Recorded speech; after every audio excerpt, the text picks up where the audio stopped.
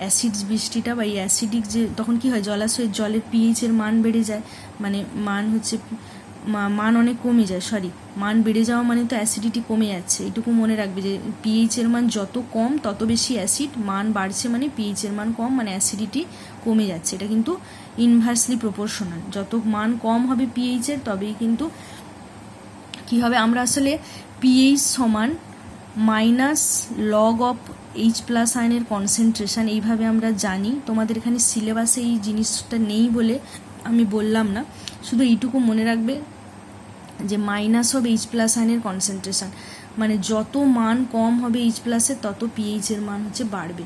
মানে এটুকু মনে রাখবে পিএইচের মান যত জিরোর দিকে যাবে তত বেশি অ্যাসিডিটি বাড়বে, মানে তত সেটা তীব্রতা বেশি।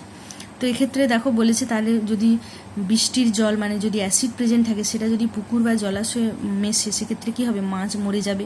এই সব ক্ষেত্রে জলাশয়ের জলে হিসেব মতো চুন বা ক্যালসিয়াম হাইড্রক্সাইড মেশালে এই অতিরিক্ত অ্যাসিড কী হয়, প্রশমিত হয়, তখন জল মাছের বেঁচে থাকার উপযুক্ত হয়। তাই জন্য মাঝে মাঝে দেখবে পুকুরে হচ্ছে চুন দেয় বা অনেক সময় চুন দেওয়া হয়। তোমরা হয়তো এখন লক্ষ্য যাদের পুকুর টুকুর আছে তারা বা আগেকার দিনে, এখন হয়তো বাড়িতে বাড়িতে পুকুর নেই বলে তোমরা হয়তো নাও জানতে পারো, তো দেওয়া হয় এইসব তার কারণ।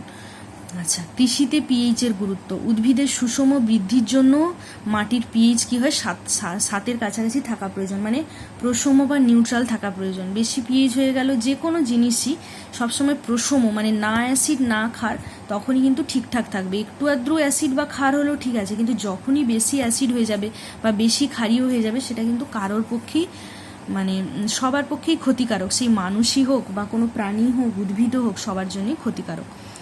তো বলেছে মাটি অতিরিক্ত আম্লিক বা অতিরিক্ত ক্ষারীয় হলে সেই মাটিতে উদ্ভিদ জন্মায় না বা তাদের বৃদ্ধিও একেবারে কি হয় না।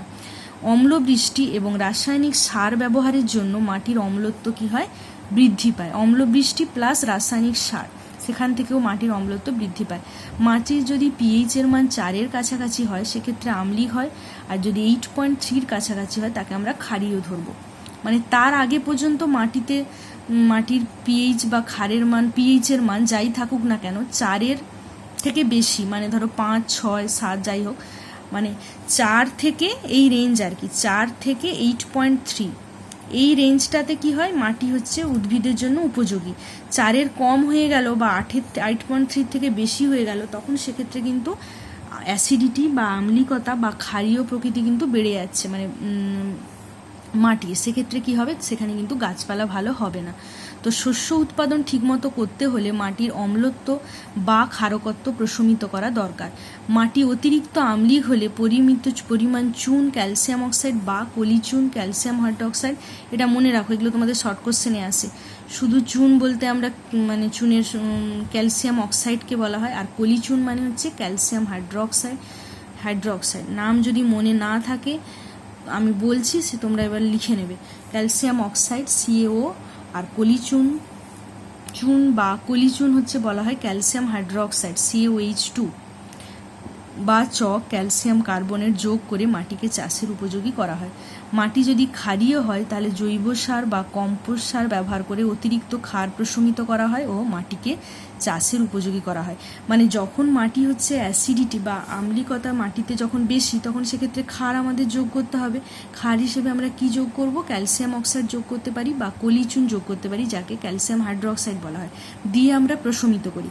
আর মাটি যদি ক্ষারীয় প্রকৃতির হয়ে যায় সেক্ষেত্রে কি হবে, আমাকে অ্যাসিড যোগ করতে হবে, কারণ অ্যাসিড আর ক্ষারের বিক্রিয়ায় তো প্রশম বিক্রিয়া তোমরা পড়েছো, নিউট্রালাইজেশন, যেটা অ্যাসিড আর ক্ষার বিক্রিয়া করে কি হয়, লবণ আর জল উৎপন্ন করে। তাহলে মাটিতে যদি অ্যাসিড বেশি থাকে আমি বাইরে থেকে ক্ষার যোগ করব, আর মাটিতে যদি ক্ষার বেশি থাকে আমি বাইরে থেকে অ্যাসিড যোগ করব। এবার ক্ষার হিসেবে আমরা এগুলো যোগ করতে পারি, চুন যোগ করতে পারি, কলিচুন যোগ করতে পারি বা চক যোগ করতে পারি।